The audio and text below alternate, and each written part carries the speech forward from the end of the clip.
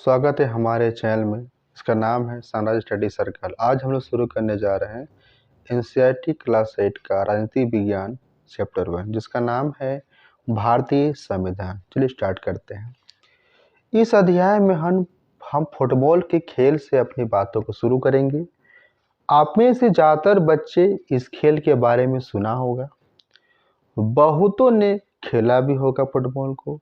जैसा कि इसके नाम से ही अंदाजा हो जाता है, यह खेल पैरों से, पैरों में फुट मतलब पैर, बॉल मतलब बॉल, फुटबॉल मीन्स इसको पैरों से खेला जाता है।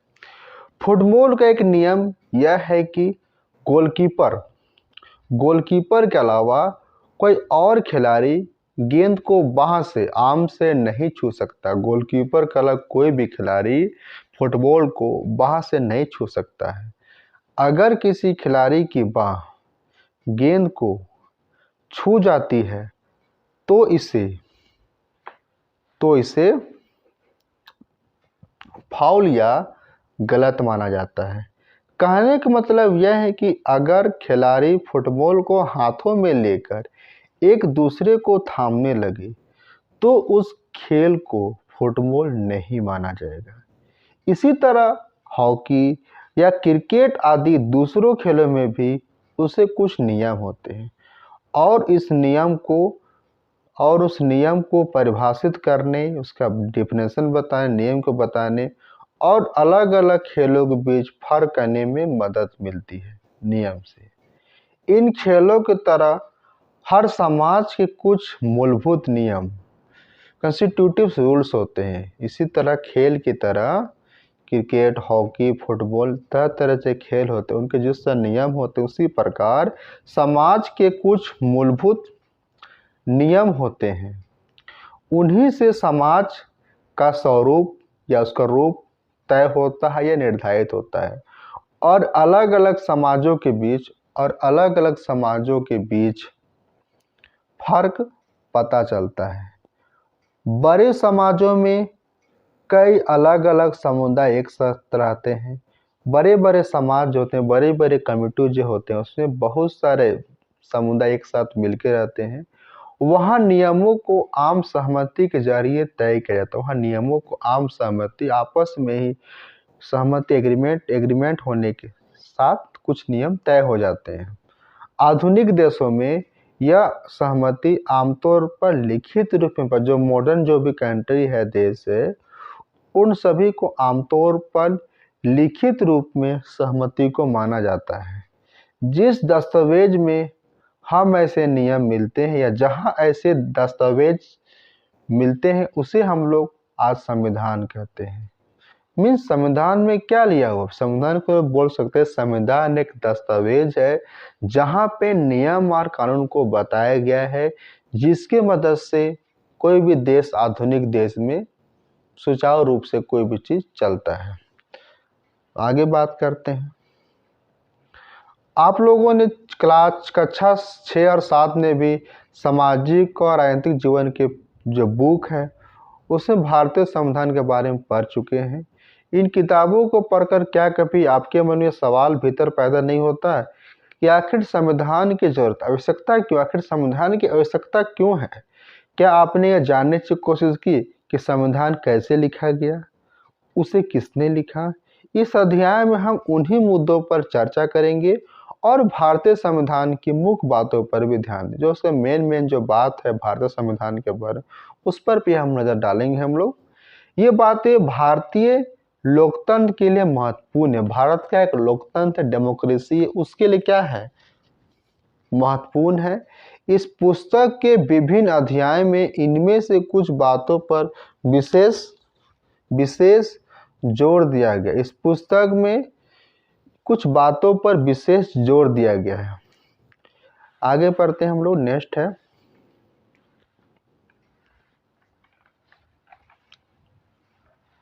नेक्स्ट हम लोग का है, हेडिंग है मेरा, किसी देश को संविधान की जरूरत क्यों पड़ती? तो कोई भी देश को संविधान की आवश्यकता क्यों पड़ती है, जरूरी क्यों, उसके बारे में हम लोग पढ़ते हैं। ये आपको संविधान सभा का फोटो दिया गया है, आगे देखिए। आज दुनिया के ज़्यादातर देश, अधिकतर देशों के पास का अपना खुद का संविधान है। आमतौर पर हम लोग उम्मीद करते हैं कि आमतौर पे हम लोग जानते हैं कि सभी लोकतांत्रिक देश के बारे में उम्मीद की जाती है कि जो भी लोकतांत्रिक देश है उन सभी के पास अपना संविधान जरूर होगा। हम लोग सभी लोग जानते हैं, सोचते भी हैं कि जितना भी लोकतांत्रिक देश है सभी के पास संविधान जरूर होगा, लेकिन ऐसा नहीं है। इसका मतलब यह है कि जिन देशों के पास अपने संविधान होते हैं, जिन देशों के पास अपना संविधान होता है, वे सभी लोकतांत्रिक देश ही होंगे, ये कहना उचित नहीं होगा। जिन लोग के पास अपना संविधान भी है लेकिन भी वो लोकतंत्र की तरह वहाँ पे नहीं काम करते हैं।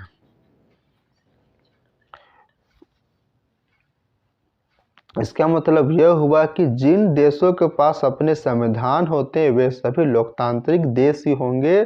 संविधान कई उद्देश्य की पूर्ति करता है। संविधान बहुत सारे जो उद्देश्य है, जो गोल है, उस सबको पूरा करते हैं। पहला क्या है? यह दस्तावेज उन आदर्शों को सूत्रबद्ध करता है जिनके आधार पर नागरिक अपने देश को अपनी इच्छा और सपनों के अनुसार रच सकते हैं। ये ऐसा एक डॉक्यूमेंट है जो आदर्श, एक अच्छा बात को सभी के ध्यान में रखते हुए एक ऐसा बातों को लिखा गया उसमें कि सबका जो भी इच्छा, जो भी उसका डिजायर है, इच्छा है, और जो भी उसको सपना हो, सबको पूरा कर पाए। यानी संविधान ही बताता है कि हमारे समाज का मूलभूत स्वरूप क्या है। संविधान से हमको पता चलेगा कि हमारे समाज का मूलभूत स्वरूप क्या, उसका रूप कैसा है। देश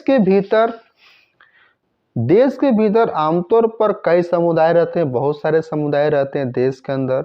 उनके बीच कई बातें समान होती है, लेकिन जरूरी नहीं है कि सारे मुद्दे पर एक दूसरे के सहमत हो।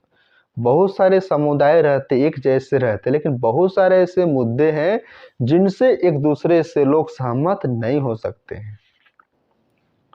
संविधान नियमों का एक ऐसा समूह है, संविधान का एक नियम का समूह है जिसको एक देश के सभी लोग अपने देश को चलाने के सिस्टम के रूप में अपना सकते हैं। संविधान क्या है? एक नियम का समूह है, उसमें नियम से भरा हुआ चीज है जिसको एक देश के सभी लोग अपने देश को चलाने के लिए उसका उपयोग करते हैं। इसके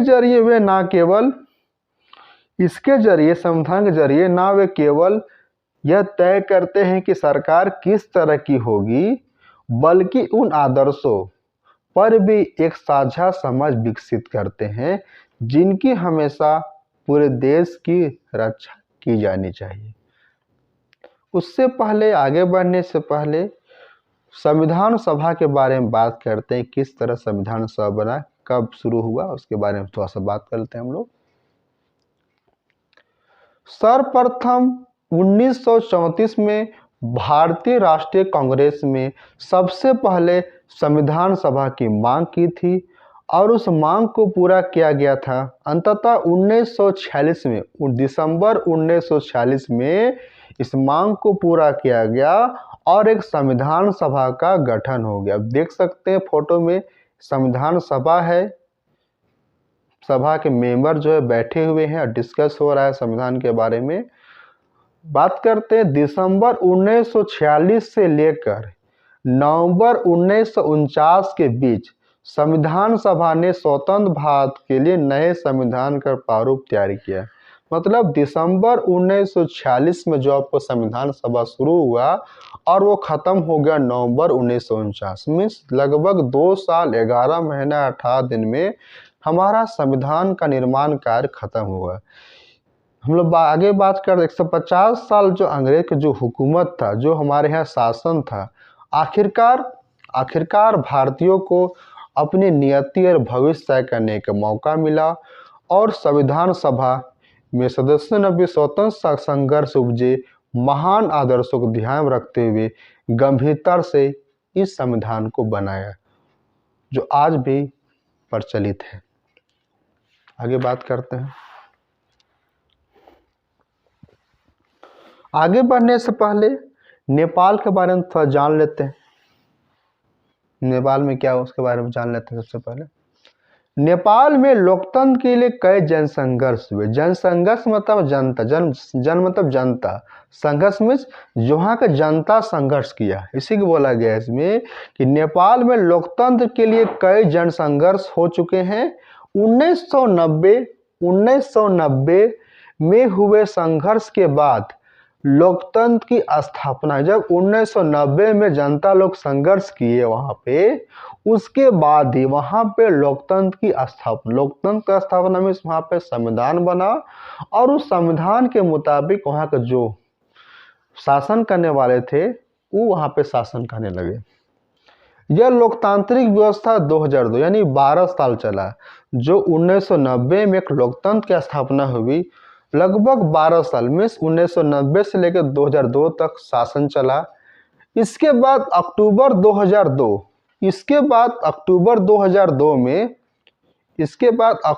2002 में राजा ज्ञानेंद्र ने गांवों में माओवादी संगठनों के बढ़ते प्रभाव का बहाना बनाकर सेना की मदद से सरकार के विभिन्न कामों को अपने कब्जे में लेना शुरू कर दिया।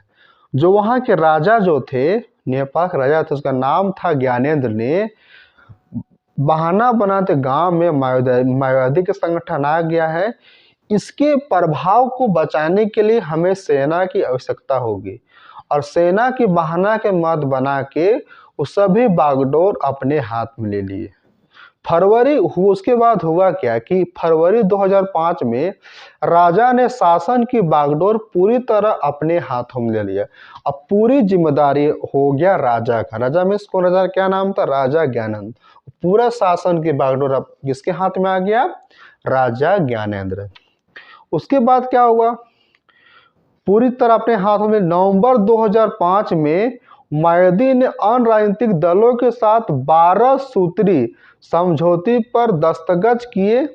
इसके बाद क्या हुआ? और जो वहाँ पे पार्टी था नेपाल में, उसके साथ कुछ 12 बातों थे, उसमें सिग्नेचर ले लिए उस पार्टी से। इस समझौते में आम लोगों को लोकतंत्र और अमन चैन बहाल की उम्मीद दिखाई दे रही थी। उसको ये लग रहा था वहाँ के जनता को कि इससे अमन चैन, वहाँ पे शांति होगा और जो भी वहाँ के जनता है उसके मुताबिक वहाँ पे काम शुरू हो जाएगा, ऐसा लगा। लोकतंत्र के लिए चल रहे यह आंदोलन 2006 तक अपने शिखर, अपने पीक पर, जहां उसको पहुंचना चाहिए तो वहां तक पहुंच गया। अंततः क्या हुआ कि आंदोलनकारी ने राजा की ओर से दी गई छोटी मोटी रियायत को नामंजूर कर दिया, उसे एक्सेप्ट नहीं किया। आखिरकार क्या हुआ कि अप्रैल 2006 में राजा को तृतीय संसद बहाल कर राजनीतिक दलों को सरकार बनाने का मौका देना पड़ा। आखिर में हार गया राजा ज्ञानेंद्र और आखिरी में वहाँ राजनीतिक दलों को बोला गया कि आप लोग चुनाव करिए और शासन संभालिए अपना। अंततः 2007 में नेपाल ने अंतरिम संविधान बनाया और उसके मुताबिक शासन चला। मतलब फिर से वहाँ का संविधान बनाया गया। 1990 के पहले संविधान बना गया था, उसके मुताबिक ना काम हो के अब 2007 में जो संविधान बनेगा उसके मुताबिक वहाँ पे काम चलेगा।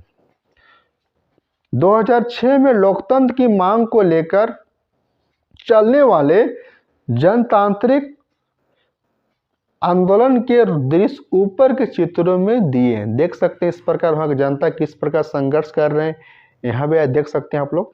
फिलहाल आगे बढ़ते हैं। अब आज क्या बात होता है, इन बातों से क्या मतलब है, यह समझने के लिए आइए दो बिल्कुल अलग अलग परिस्थिति, जो अलग अलग आप लेते हैं, सिचुएशन लेते हैं, परिस्थिति लेते हैं। दो घटनाएं भारत की उत्तरी सीमा पर नेपाल की ताजा ऐतिहासिक घटना है। समाचार पत्रों के माध्यम से ऊपर दी गई खबरों में बताया गया कि नेपाल के लोगों ने हाल ही में एक अंतरिम संविधान की मंजूरी, न्यूज़पेपर में आया उस टाइम कि न्यूज पर आया कि वहाँ संविधान नया बनाया गया है नेपाल में, अंतरिम संविधान को मंजूरी दे दिया गया।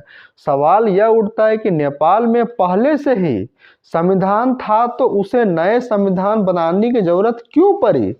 इसलिए पड़ी, वहाँ नया संविधान बनाने की जरूरत इसलिए पड़ी क्योंकि कुछ समय पहले नेपाल एक राजतंत्र में वहाँ राजा का शासन था। 1990 में बना नेपाल का पिछला संविधान इस सिद्धांत पर आधारित था, इस प्रिंसिपल पर आधारित था, इस नियम पर आधारित था कि शासन की सर्वोच्च सत्ता राजा के पास होगी। नेपाल के लोग कई दशक तक से लोकतंत्र की स्थापना के लिए जन आंदोलन करते चले आ रहे थे। नेपाल के जो वहाँ के जनता थे वो लोग कई दशक से लोकतंत्र की स्थापना के लिए आंदोलन करते आ रहे थे। इसी संघर्ष रिजल्ट हुआ कि 2006 में आखिरकार उन्हें राजा की सत्ता को खत्म करने में कामयाबी मिल गई। अब नेपाल के लोग लोकतंत्र के रास्ते पर चलना चाहते हैं और इसके लिए उन्हें एक नया संविधान चाहिए। और वे पिछले संविधान को इसलिए नहीं अपनाना चाहते थे क्योंकि वो आदर्श नहीं थे, वो जनता के अधिकार के, जनता के रूप में, जनता के सपनों के लिए, जनता के इच्छाओं के लिए नहीं था। जो वे नेपाल के लिए चाहते थे, जिनके लिए वे लड़ते रहे, जो वे नेपाल के लिए चाहते थे वहाँ जनता, उसके लिए वे लड़ते रहे और आखिरकार उस लड़ाई में वही लोग का जीत हुई, नेपाल के जनता को। आगे बात करते हैं। जिस तरह फुटबॉल के खेलों में नियम बदलते ही खेल बदल जाता है, उसी तरह नेपाल को भी राजतंत्र की जगह लोकतांत्रिक शासन व्यवस्था पर चलने के कारण अपने सारे नियम बदलने होंगे ताकि एक नए समाज की रचना की जा सके। कारण यह है कि नेपाल के लोग अपने देश के लिए एक नया संविधान बना रहे हैं। ऊपर के चित्रों के साथ किए गए अंश में लोकतंत्र के नेपाल के संघर्ष के बारे में बताया गया, जो हमने पढ़ चुके हैं किसका संघर्ष हुआ 1990 से लेकर 2006 तक बता चुके हैं। आगे बात करते हैं।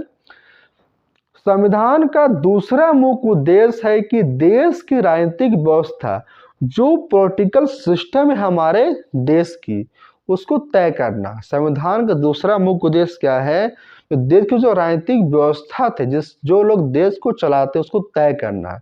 नेपाल के पुराने संविधान में यह कहा गया है कि देश की शासन की बागडोर राजा और मंत्री परिषद के हाथ में होंगे। उससे पहले बोला गया था कि देश के शासन की बागडोर या जिम्मेदारी राजा और मंत्री परिषद के हाथ में होगी। जिन देशों ने लोकतांत्रिक शासन व्यवस्था या राज व्यवस्था चुनी है, जिन देशों ने लोकतांत्रिक शासन व्यवस्था, या बोल सकते हैं राज व्यवस्था या पॉलिटिक्स बोल सकते हैं, वहां निर्णय प्रक्रिया के नियम तय करने में संविधान बहुत अहम भूमिका अदा करती है। आगे बात करते हैं।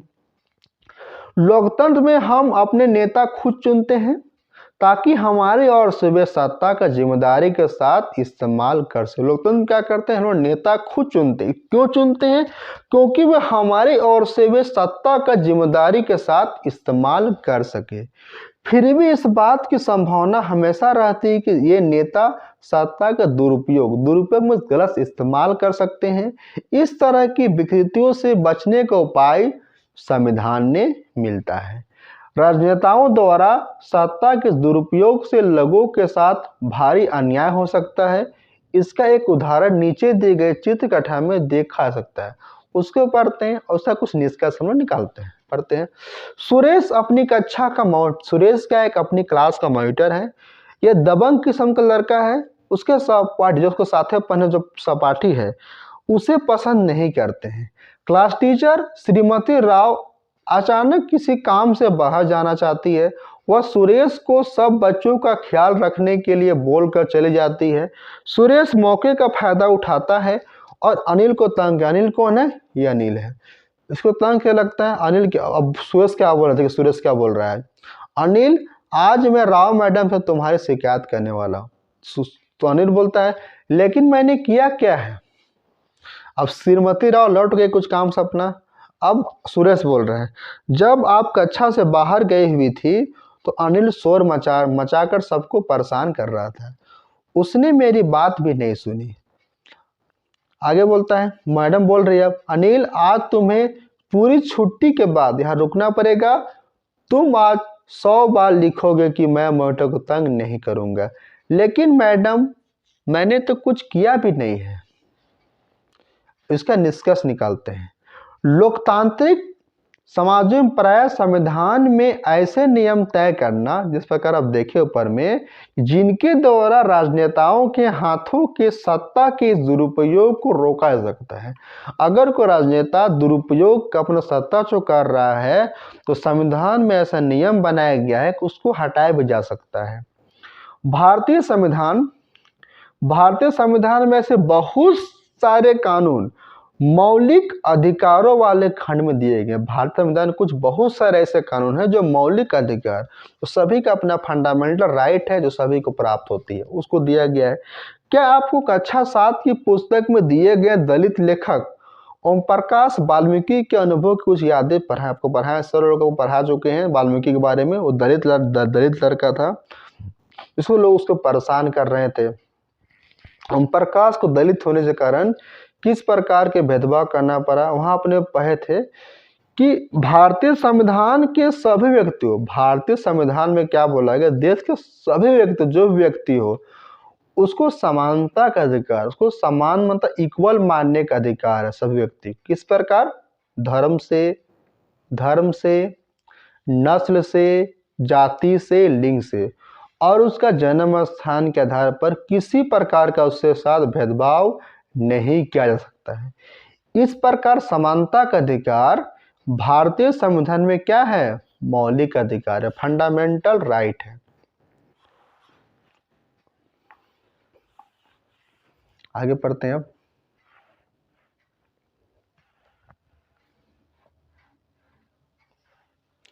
लोकतंत्र में संविधान का एक महत्वपूर्ण काम यह होता है, लोकतंत्र में संविधान का एक महत्वपूर्ण काम यह होता है कि कोई भी ताकतवर समूह किसी दूसरे या कम ताकतवर समूह के लोगों के खिलाफ अपनी ताकत का इस्तेमाल ना करे। लोकतंत्र में संविधान का एक महत्वपूर्ण काम यह भी होता है, कोई भी ताकतवर ग्रुप किसी कम ताकतवर लोगों के खिलाफ अपनी ताकत का इस्तेमाल ना करे। नीचे दिए गए चित्रकथा, इसके बारे में आप पता कर सकते हैं। चलिए पढ़ते हैं। खेलों की घंटी शुरू होने लगी। चलो, लड़कियां बोल रही है, चलो आज कुछ अलग खेलते हैं, बास्केटबॉल। लड़के बोलते हैं नहीं, हम तो क्रिकेट ही खेलेंगे, देखिए है क्या होता है। लड़कियां बोलती हैं हमें सदा वही करना पड़ता है जो लड़के चाहते हैं, क्योंकि उनकी संख्या कक्षा में ज़्यादा है। लड़के बोलती हैं मैडम को फैसले लेने की कोई और तरीका सोचना चाहिए ताकि हमारी इच्छा पर भी गौर किया जाए।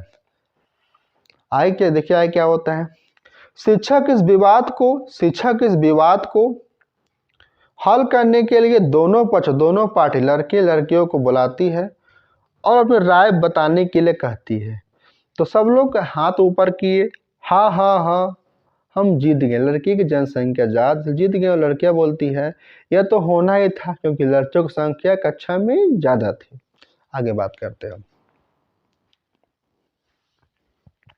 इस तरह की अवस्था हालत लोकतांत्रिक समाजों में भी पैदा हो सकते हैं। कैसे, जहां बहुमत वाला गुट, जिसको बहुमत मिल गया वो पार्टी को, लगातार ऐसे फैसले लागू करता है जिसमें अल्पसंख्यक में जिसकी जनसंख्या कम है, जिसको अल्पसंख्यक बोलते हैं, जिनमें अल्पसंख्यक की सहमति नहीं होती है और उनका नुकसान होता है। बहुत सारे ऐसे लोकतांत्रिक पार्टी ऐसे रूल नियम को लाते हैं हमारे देश में जो अल्पसंख्यक के लिए सही साबित नहीं होते। उनकी संख्या कम है, विरोध भी करते हैं, लेकिन उसका कोई सुनता नहीं है, जैसा कि चित्रकथा से पता चलता है। बहुमत की निरकुशता का मतलब होता है अपने मुताबिक कामों को करना, किसी के बातों गहराई से नहीं सोचना और उसे काम को पूरा नहीं करना। बहुमत की निरकुशता का खतरा हर समाज में बना रहता है। संविधान में दिए गए इस बात का ख्याल रखा जाता है कि अल्पसंख्यक को किसी ऐसी चीज से वंचित नहीं किया जाए जो बहुसंख्यक के लिए समान रूप से मतलब ये बोलना चाह रहा है, जो एक बहुसंख्यक जो हासिल है अधिकार, वो एक अधिकार अल्पसंख्यक को ही मिलना चाहिए, संविधान में लिखा गया है। अल्पसंख्यक पर बहुसंख्यक को इस निरंकुशता या दबदबे पर प्रतिबंध लगाना भी संविधान से एक महत्वपूर्ण कार्य है। यह दबदबा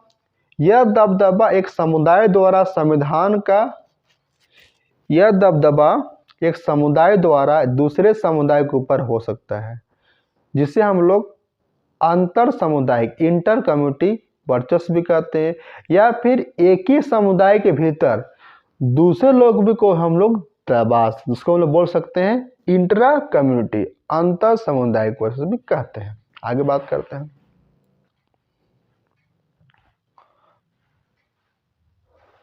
संविधान क्यों होना चाहिए? इसका तीसरा महत्वपूर्ण कारण यह है कि हमें खुद को अपने आप से बचा सके। क्या बोला इसमें? कि हम खुद को अपने आप से बचा सके। आपको ये बात सुनने में जरा अजीब लगती है, असल में इसका मतलब यह है कि कई बार हम किसी मुद्दे पर बहुत तीखे ढंग से सोचते हैं।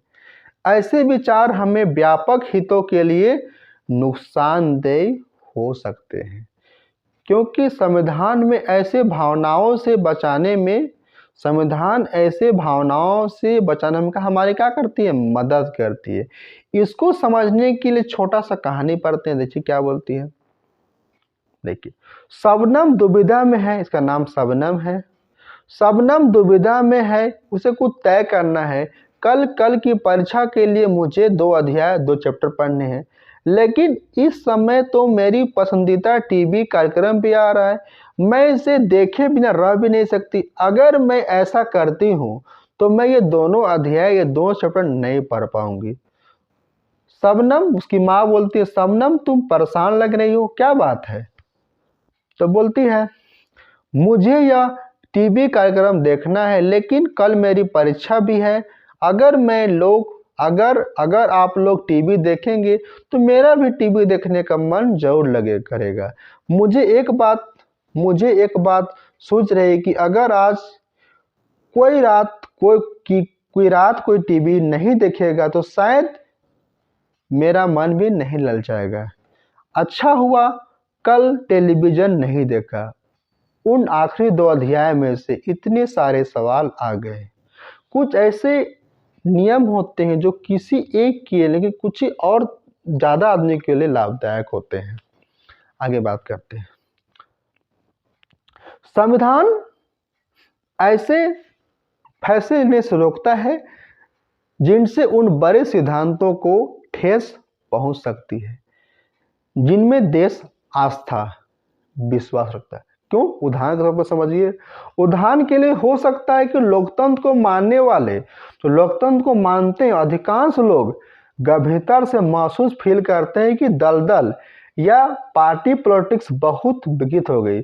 कुछ लोकतंत्र को माने लोग ऐसा लगता है कि ये सब लोकतंत्र बेकार चीज है, जितने भी नेता चुनते हैं वो सही काम को नहीं करते हैं।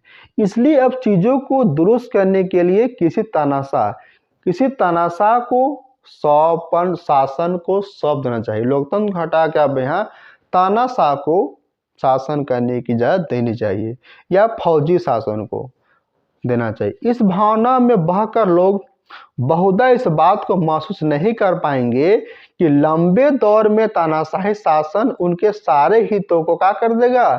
तहस नहस कर देगा, क्योंकि उनका कोई नियम कानून नहीं होता है। एक अच्छा संविधान देश की बुनियादी संरचना को इस तरह से उम्मीदों से बचाता है कि ऐसे प्रावधानों को आसानी से पलटने नहीं देता है।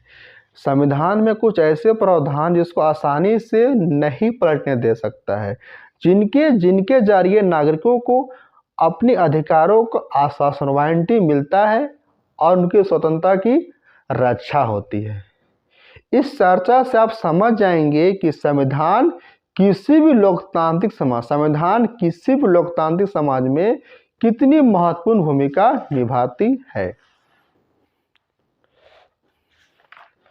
आज क्लास यहीं तक, कल हम लोग पढ़ेंगे विशेषता इसका।